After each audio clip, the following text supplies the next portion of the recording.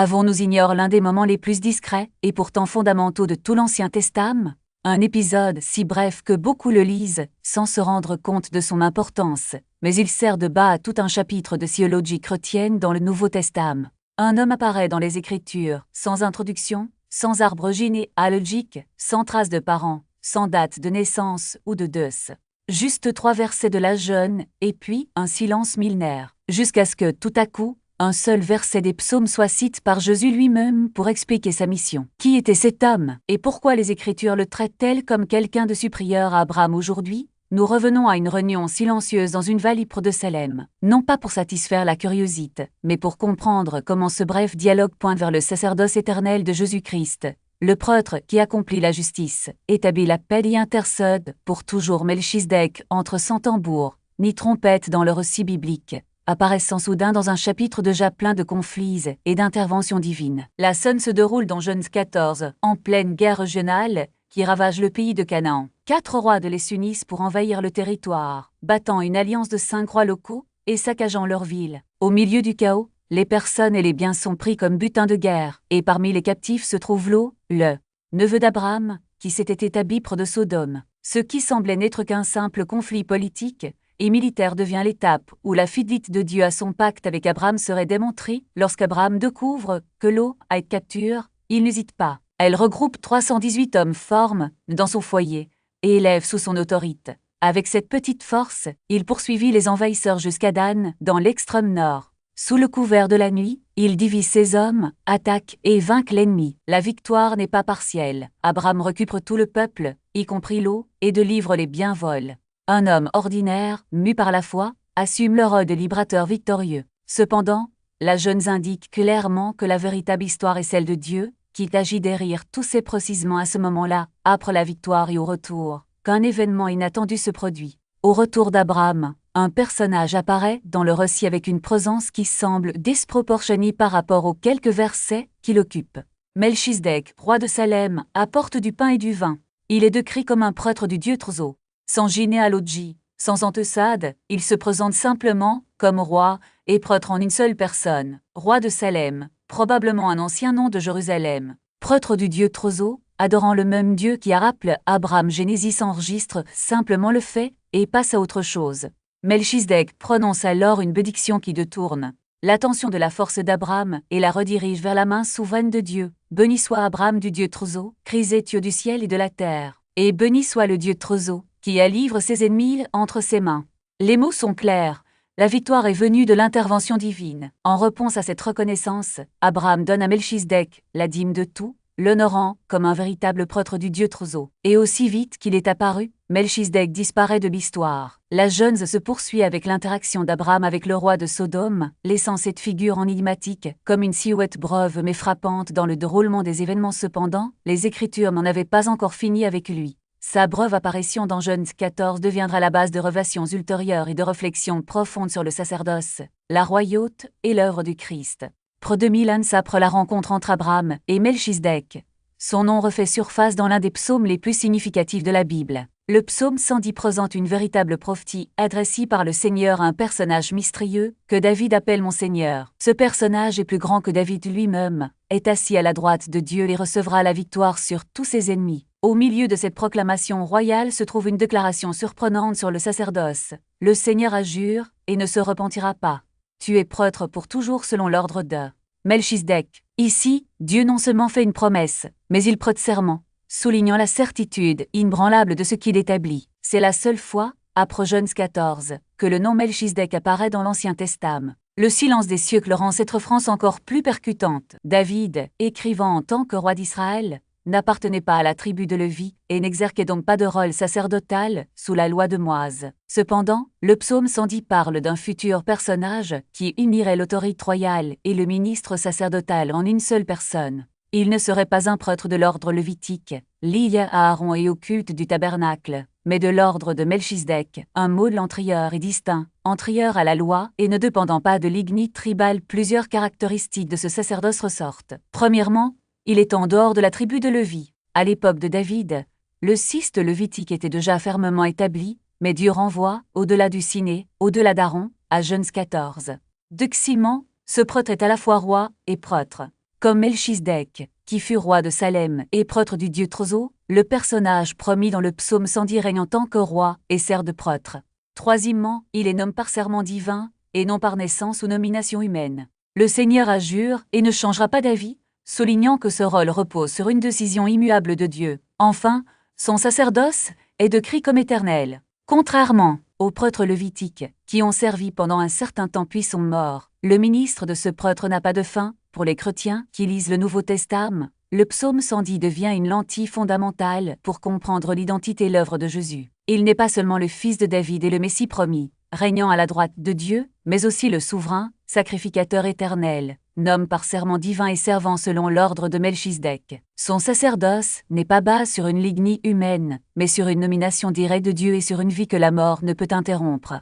De cette manière, le psaume 110 unit la royauté et le sacerdoce, désignant le Christ comme le Seigneur régnant et le médiateur éternel de son peuple. La lettre aux Hébreux revient sur le bref épisode de Genèse 14 et l'interprète avec une clarté théologique intentionnelle. Ce qui semblait, à première vue, être un épisode curieux et isole de la vie d'Abraham se révèle, entre les mains de l'écrivain inspire, être un mot de soigneusement planifié. Le texte démontre que Melchisedec est une ombre divine qui pointe vers le Christ. En observant non seulement ce que dit l'Écriture, mais aussi ce qu'elle omet, Hébreux tire des vérités sur un autre type de sacerdoce, qui ne dépend pas de la généalogie, du temps ou des limites de la loi. L'auteur souligne les silences saisissants de la Genèse. Melchisedec n'a ni peur, ni mort, ni généalogie en industrie. Il n'y a ni début, ni fin de ses jours. Son apparence est aussi mystérieuse que son départ, mais sa signification est profonde. Il est un type du Christ, un précurseur qui anticipe le sacerdoce parfait et éternel du Messie. Ils craignent que leur foi soit insuffisante ou que leurs erreurs ne les séparent définitivement de Dieu. La promesse d'un sacerdoce qui ne passe pas à un autre, et 7, 24, est aussi la promesse d'une médiation qui ne s'use pas. Il n'y a pas de date d'expiration pour l'intercession du Christ. Il n'a pas besoin d'être remplacé, car sa vie est indestructible. Il n'est pas nécessaire de le perfectionner puisque son travail est déjà terminé. Cette réalité transforme la façon dont nous comprenons la prière, la confession et même le silence devant Dieu. Nous ne nous approchons pas d'un trône lointain occupé par un prêtre fatigue ou distrait, mais d'un trône de grâce, où le Fils de Dieu lui-même, vivant et présente nos faiblesses avec compassion et nos supplications avec puissance. La supériorité du Christ en tant que prêtre ne se limite pas à l'éternité de son ministre, mais s'étend à la nature de son offrande. Les sacrifices lévitiques étaient robes parce qu'en eux-mêmes, ils ne pouvaient pas éliminer le péché. Ils ne l'ont couvert que temporairement, comme une couverture sur une blessure qui ne grille pas. La loi exigeait du sang, mais le sang des taureaux et des boucs n'avait aucun pouvoir pour purifier la conscience. Hébreux 10, 4. En revanche, Christ s'est offert, lui-même, non pas un animal, mais sa propre vie, et l'a fait une fois pour toutes. Hébreux 10, 10. Son sacrifice n'est pas un symbole indiquant quelque chose de plus grand. C'est l'accomplissement même de ce que les symboles anticipaient.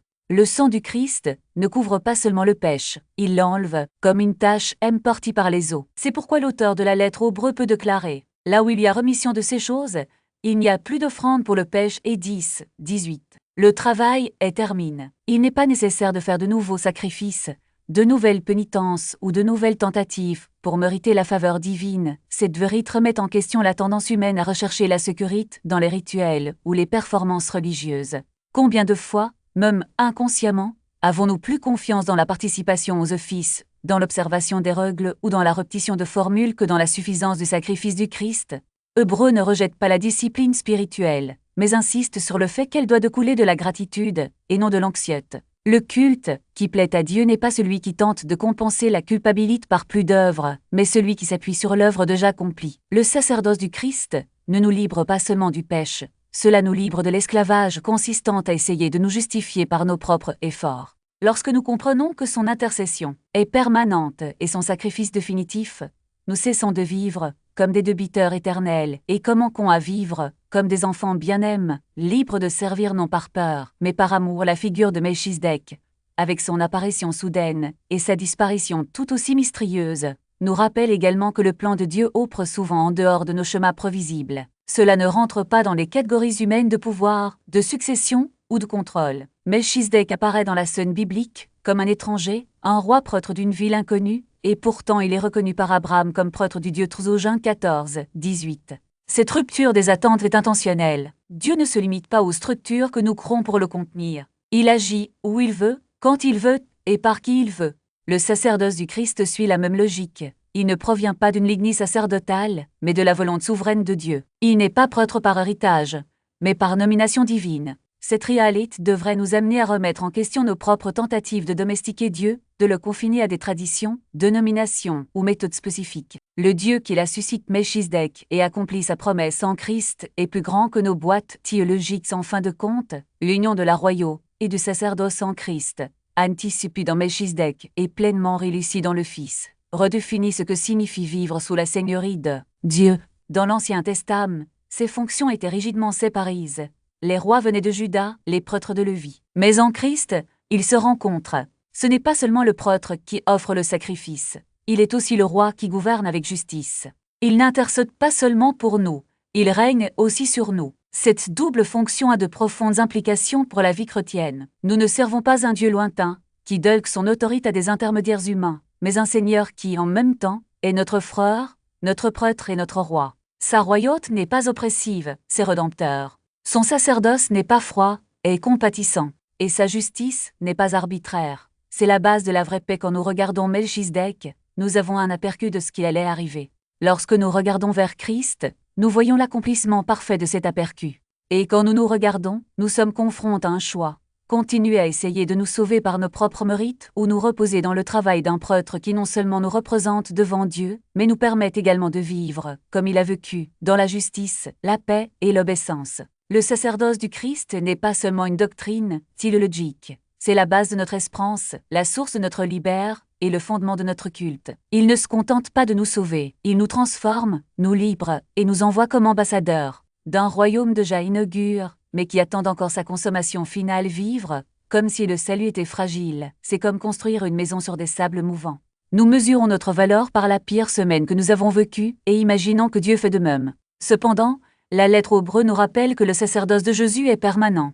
Notre salut ne repose pas sur notre cohérence, mais sur sa constance. Son emprise ne se desserre pas, son intercession ne s'efface pas. L'ombre de Melchizedek nous conduit vers cette terre ferme, un prêtre qui vit pour toujours, et donc, une espérance qui ne se brise pas sous le poids de nos faiblesses. La vérité du sacerdoce du Christ selon l'ordre de Melchizedek n'est pas un concept abstrait. Elle s'adresse directement à la vie quotidienne de l'Église. Cela façonne notre réponse à l'échec, notre résilience face à la souffrance, notre marche à travers les conflits et notre compréhension de notre place dans le royaume de Dieu. Il aborde les luttes communes des croyants qui se renissent semaine après semaine, portant souvent des peurs silencieuses et des fardeaux cachés. Lorsque vous échouez, souvenez-vous de son sacerdoce. Pour beaucoup de chrétiens, l'échec semble définitif. Une parole dure, une rechute dans un vieux péché, un devoir néglige, et la réaction instinctive est de se détourner de Dieu et de son peuple.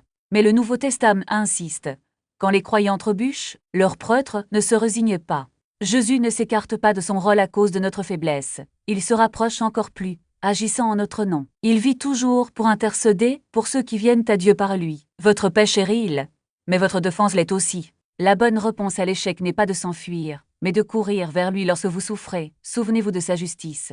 Le Christ n'a jamais promis à son Église un chemin facile, mais il en a garanti l'axe. Il nous invite à venir au trône de la grâce pour recevoir miséricorde et trouver de l'aide en cas de besoin. La souffrance peut nous amener à remettre en question la justice ou l'attention de Dieu, mais la vie juste et l'œuvre expiatoire du Christ garantissent que notre accès à Dieu ne soit jamais bloqué. Il nous ouvre la voie à travers un prêtre tente et éprouve, qui connaît la faiblesse sans avoir péché, et qui nous conduit dans la présence de Dieu même lorsque les circonstances restent difficiles face à un conflit. Rechercher la justice avant la paix. Dans les familles, les congrégations et les communautés, la pression repose souvent sur le maintien du calme et de l'ordre. Mais une paix sans justice n'est rien d'autre qu'une trêve, une pause dans les hostilités qui laisse intactes les injustices. D'un autre côté, la justice sans pitié se transforme en cruauté, utilisant la vérité comme une arme au lieu d'une parole de grison. Cependant, Christ maintient les deux en parfaite harmonie, plein de grâce et de vérité. Son exemple appelle l'Église à affronter le péché et l'injustice avec humilité, en recherchant ce qu'il est juste de manière à restaurer la communion fraternelle, et non seulement la victoire lorsque vous vous sentez petit. Souvenez-vous du mot de selon lequel Dieu agit. Il a toujours cité des témoins en dehors des limites prévues. Melchizedek apparaît devant le vie. Haute, la Moabite entre dans l'histoire devant le roi David. Les magiciens venus d'Orient arrivent avant que les docteurs de la loi ne reconnaissent la plénitude de la venue du Messie. La Samaritaine, dans Jean 4, rend témoignage au Christ, avant que les disciples ne le comprennent pleinement. Le royaume de Dieu est plus grand que nos catégories. Alors, lorsque vous vous sentez invisible ou incompte, rappelez-vous, Dieu prend plaisir à utiliser des personnes inattendues, dans des lieux inattendus, pour révéler la suffisance du Christ. Le prêtre est roi éternel du prêtre silencieux dans la jeûne au serment solennel dans un psaume, en passant par la rila est accompli dans Hébreu, les Écritures tracent une ligne ininterrompue de révélation. Melchisedec apparaît brièvement sur scène comme un ministre à Salem, un roi de justice et de paix dont l'histoire semble commencer et se terminer en quelques lignes. Le psaume 110, cependant, prend cette ombre et la relie à un Seigneur à venir qui s'assiera à la droite de Dieu et servira de prêtre pour toujours. Hébreu lève ensuite le voile et nous montre le tableau complet. Ce mot de la toujours pointe vers Jésus-Christ, notre souverain sacrificateur éternel. Melchisedec était l'ombre, Jésus est la substance. Ce qui apparaissait à Salem comme une énigme se revêt désormais en pleine lumière. Celui qui soutient pour toujours son sacerdoce et nous rapproche de Dieu. Terminons donc par la prière. Père, nous te remercions pour Jésus, notre souverain sacrificateur éternel. Merci, parce que votre sacrifice est unique et suffisant.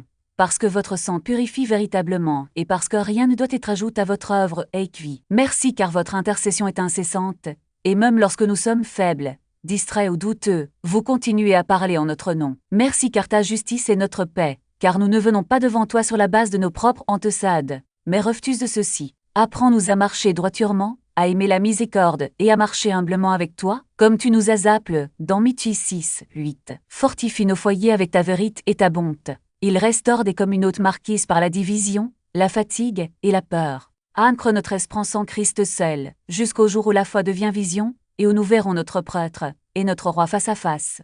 Au nom de Jésus, Amen. Si la parole de Dieu parle à votre cœur aujourd'hui, faites un simple pas pour y répondre.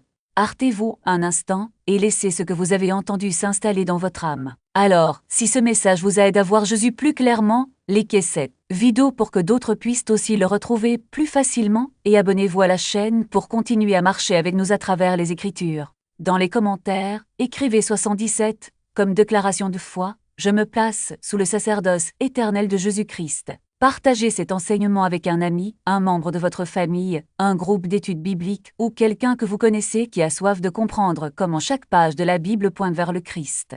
Merci d'avoir passé ce temps dans la parole avec nous aujourd'hui. Ensemble, nous continuerons à ouvrir la Bible, à honorer son autorité et à suivre son témoignage envers Jésus. Restez près de lui, restez humble devant lui, restez sous la bénédiction de notre prêtre et roi, qui vit et intercède pour vous pour toujours.